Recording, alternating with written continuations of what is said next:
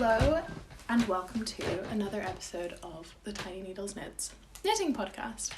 I almost went and looked up what number episode it was, but I didn't, so I don't know. I think we're on like 7, 8? Hang on, let me just, I'm gonna check. I'm gonna see. Hold your horses. We're just gonna, this is some live incoming data is happening. We just had 7.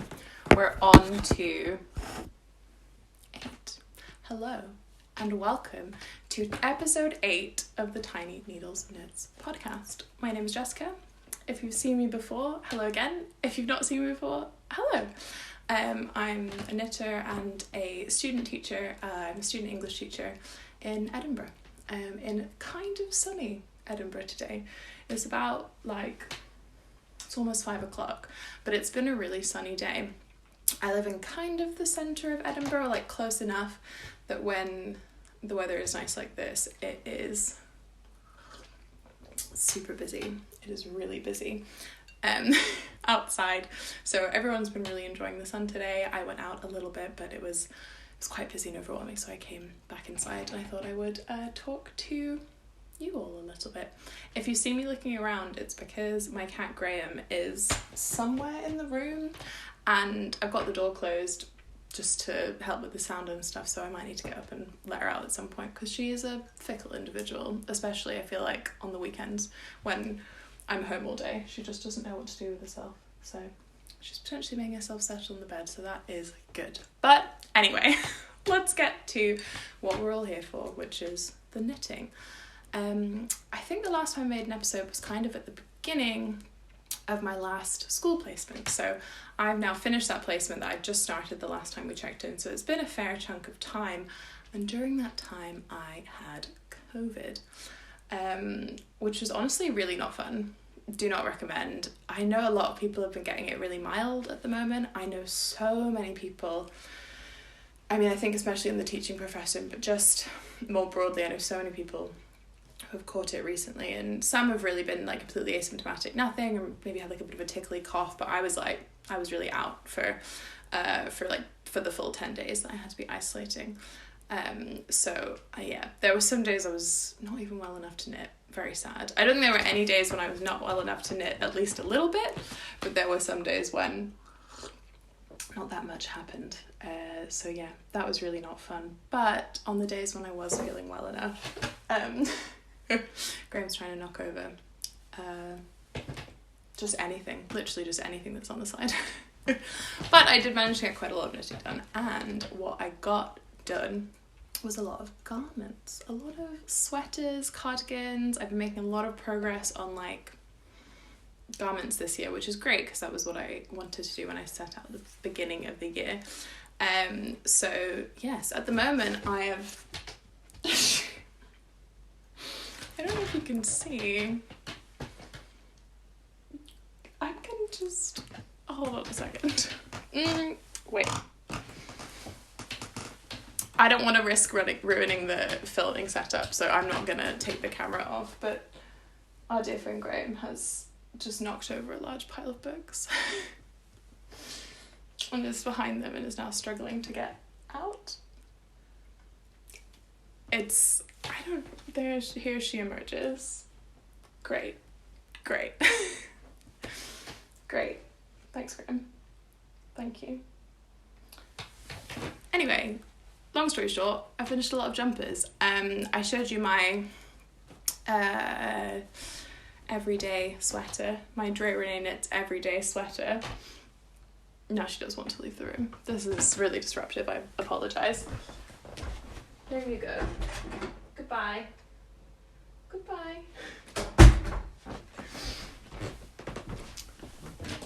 Okay. We're back. Everyone take a deep breath.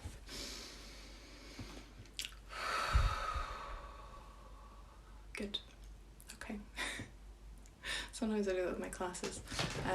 Not the whole class, but sometimes just individuals. They just need to take a little break, a little breath. Anyway, I finished a lot of jumpers. You've seen the Drawing in its everyday sweater that I finished like 2 episodes ago. We've all seen it. We all know I love it. That's great. You saw that I'd started knitting a second one in this neon orange, and I finished it. There's not that much to say about it because it's basically exactly the same jumper in this incredible neon orange colour. I knit the size 4 instead of the size 3 because my yarn was slightly smaller than the yarn that I used before, so I wanted it to be about the same size, maybe like a little bit bigger, and because this yarn was thinner than the yarn that I knit the first one in, and I knit that in the size 3, I thought I'd just knit in the size up on the size 4, but I use exactly the same needles. The texture is quite similar. The wool that I used is like a woolly knit yarn, I think is the company, and they just like sell really cheap 100% British wool in like 200 gram hanks, and yeah, in these really fun colours. So I think it's supposed to be for like rugs and maybe machine knitting and that sort of thing. It's quite thin. I had to hold it double to make this, but it's great. And so this whole jumper cost me about like £25, and I love it. It's great. I'll maybe insert some pictures here of me wearing it with some outfits, but I've worn it. Actually, you know what, I better if I'll link my TikTok, and I've been doing a little TikTok videos of my outfits, and I wore this in like 3 of my outfits from the last week, so you can see those there. So I'm a big fan. I don't know if I'm going to be making a third everyday sweater, but you never know. So that's number 1, finished. Number 2 is this cardigan, which I cannot find the top of. Here we go. This is the Sarah cardigan. I'm just going to put it on and then step back and show it to you, climbing over all of my bits and pieces. So this is the cardigan. It's a half brioche, so it's like a fisherman's or a half fisherman's rib, which I feel like is the same as a half brioche. Anyway, and it's got these 4 buttons down the front, little pockets. It's like cropped. It's not quite totally cropped, but it's like a little bit cropped. Yeah, and I'm a fan. I like it. It's not quite, it's 100% alpaca is what I knit it out of. Is it what I probably wouldn't knit something in 100% alpaca again. It's a little drapey for my kind of like general liking. I think I like stuff to be quite like stiff. I like a firm fabric. I don't like anything too hangy. This really toes the line. It's like if it was any drapier, I wouldn't like it. And that is why this particular yarn has existed in 3 different items before this one, because they were all just way too drapey. So I think by introducing some brioche into the mix, I made the alpaca not quite as drapey. But because it's been so many different things, I cannot tell you what the yarn is because it has been so long. But yeah, it's the Sarah cardigan. It's a Cocoa Knits Method sweater. Again, I think I've talked about this in other episodes, but it's incredibly complicated. So complicated. I had to take so many notes. I can't reach my little notebook. But oh my, the charts were... I had to do so many charts. There was just notes for everything. And one of my charts, there's another chart, like literally every row needed to be accounted for.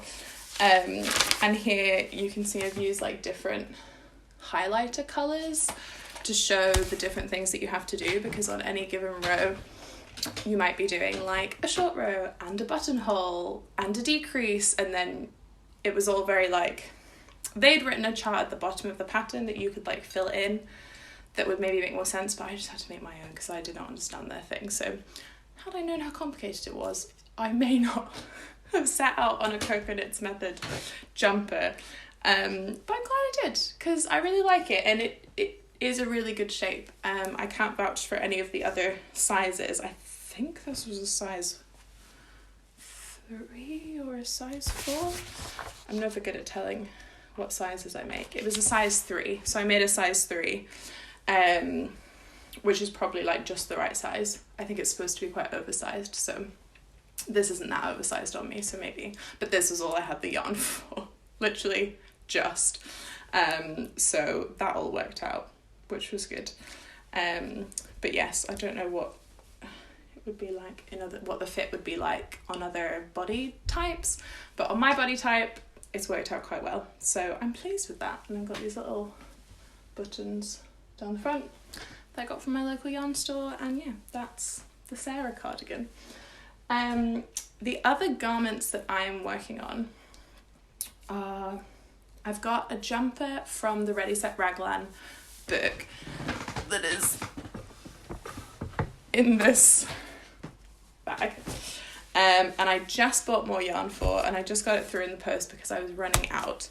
I'm making this for one of my friends. I think I've talked about this before. It's a sweater. That's what we've got so far. Who I promised to make a sweater for her 18th birthday. She just had her birthday on Friday. I think is now 27, maybe 28.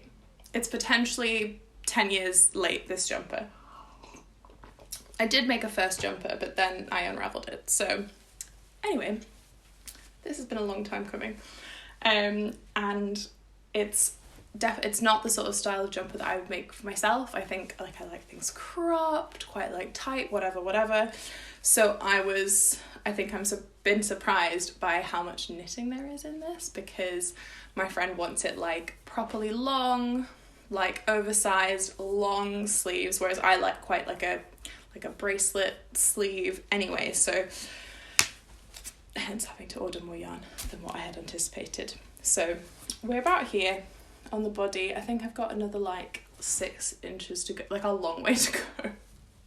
I think maybe like another few inches, and then I'm gonna start this colour pattern again, just at the bottom, do a few stripes of the grey and of the blue, and then for the sleeves I'll continue the colour pattern through to, I'll hold it up, through to kind of here, and then do it all in this colour, and then do the same with the cuff. So like it's happening, and I've been trying to pick it up more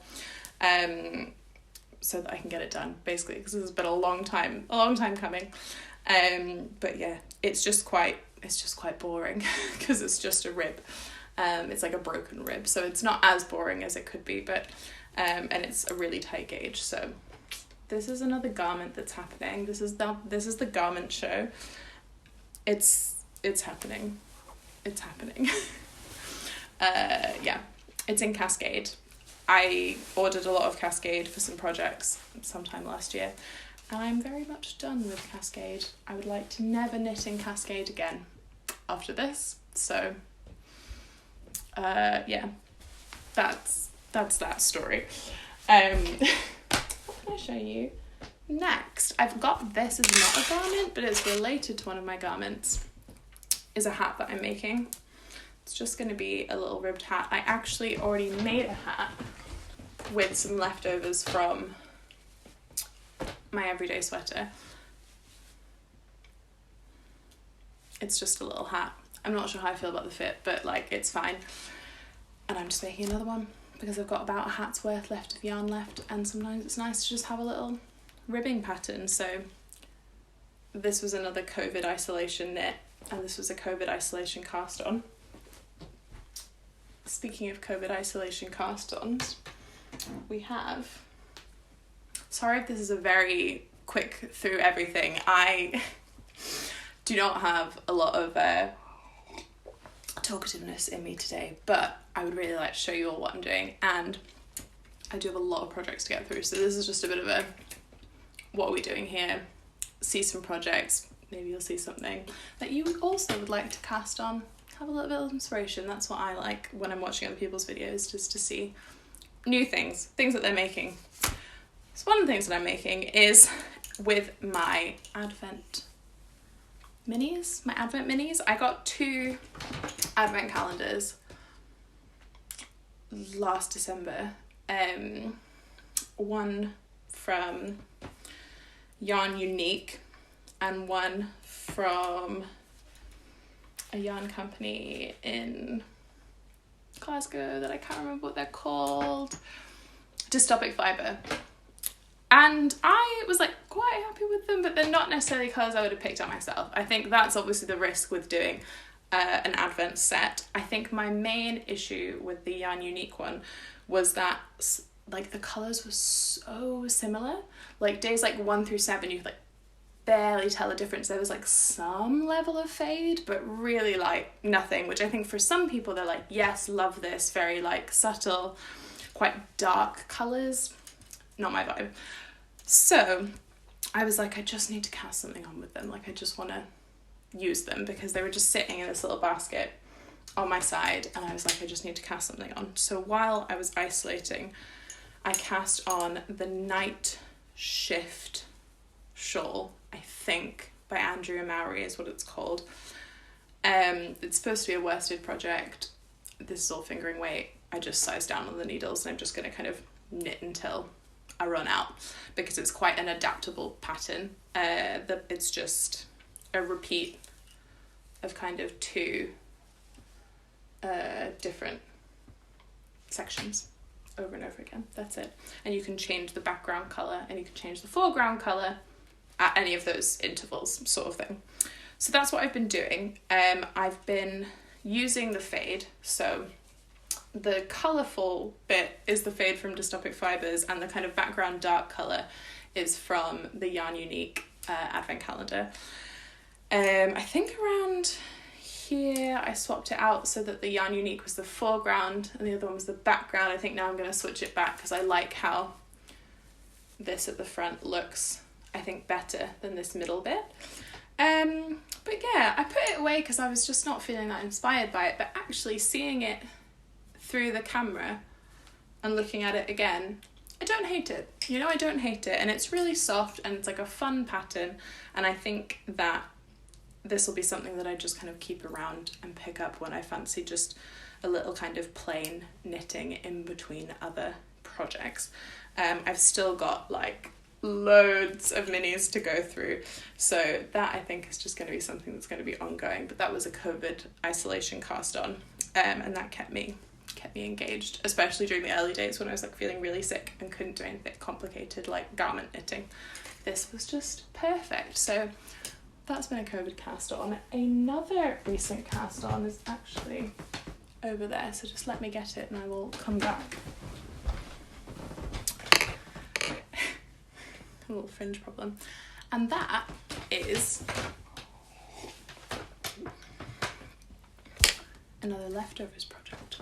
So I had this mohair left over from my first everyday sweater because I used an advent set of 400 gram DK weight skeins held with this like kind of peachy mohair, and I had a ball left over.